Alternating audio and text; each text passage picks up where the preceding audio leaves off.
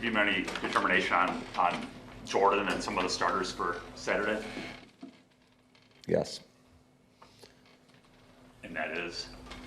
Well, I mean, they're football players, so everybody's got to go into it expecting to play. The reports that Hobbs had had some surgery, is that correct? And what's the timetable for him in terms of when they might Yeah, I'm not going to put a timetable on it, but unfortunately he had to have something cleaned up, and we're hoping to get him back here sooner than later.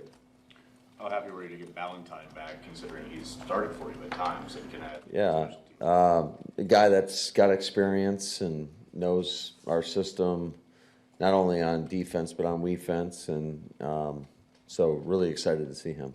So is this something that has been bothering Nate for a while, or something happened in practice that aggravated it? From what I know, I think it happened on just a play where there was a collision.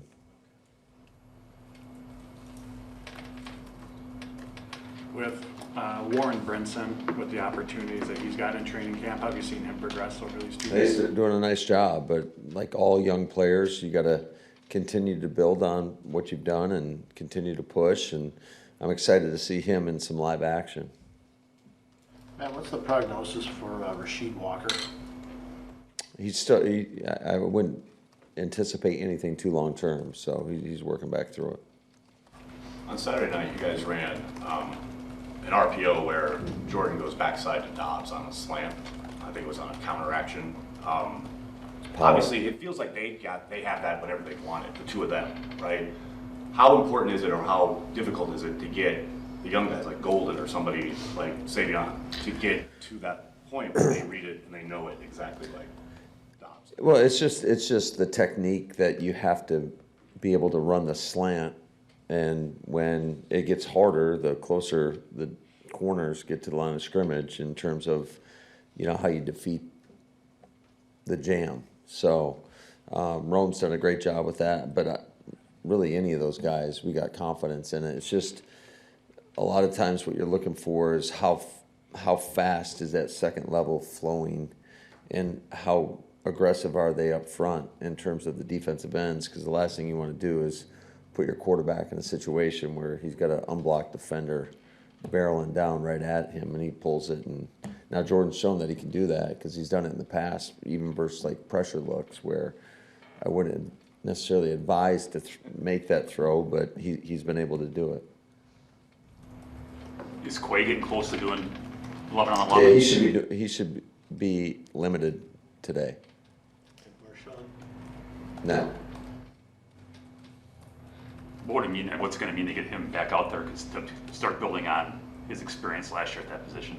Yeah, well, he is the quarterback of the defense. So anytime you're missing that piece, that's a big piece. Not that we don't feel like we have other guys capable of doing that. We certainly feel good about that, and I think those guys have done a nice job. But we know what type of player Quay is and the level that he can play at. And I thought there was a stretch last season where he was playing some really good football. He was getting more comfortable within our scheme, what we were asking him to do, and he was playing at a high level. So it's been a while since he's played football, so he needs to get back ingrained into that. And obviously, the more reps he gets, the more comfortable I think he'll feel, and the better he'll play. Matt, when you had your preseason opener last year, Jordan just had those couple of throws. He throws the 65-yard touchdown to Wicks, and then he's out. He's done. Would you kind of think for Saturday it's a similar type setup, that maybe it's short and quick? We'll see. However I'm feeling in the moment. I just told all these guys, just get ready to play football, and then whenever we're ready to pull you, we'll pull you.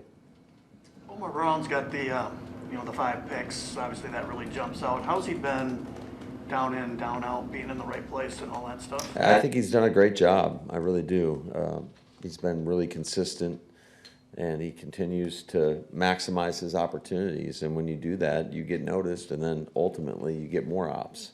So he's another guy that, amongst many guys, that we're looking forward to see how he competes when we get into some of these games. With Emmanuel and Marshawn hobbled, obviously Chris has done a lot of things versatility-wise, but if you had to lean on him as a kind of that number 2 back for a spell. What do you think you get out of him, just as a pure runner goes? Yeah, I think he's really good. I think there's nothing he can't do. I mean, in terms of, obviously as a runner, but certainly in the passing game as well. He's a hell of a protector. He's got good hands out of the backfield. We've put him many times. You see him running those choice routes out of the backfield.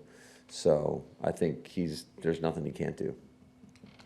Matt, what has Lucas Van Ness done in his third season to improve kind of his pass rush plan and be able to get to the quarterback a little bit better? I think it all starts with the mentality of those guys, and just, you can't, I think Luke always wants to be perfect, and this is an imperfect game, and sometimes you just got to go.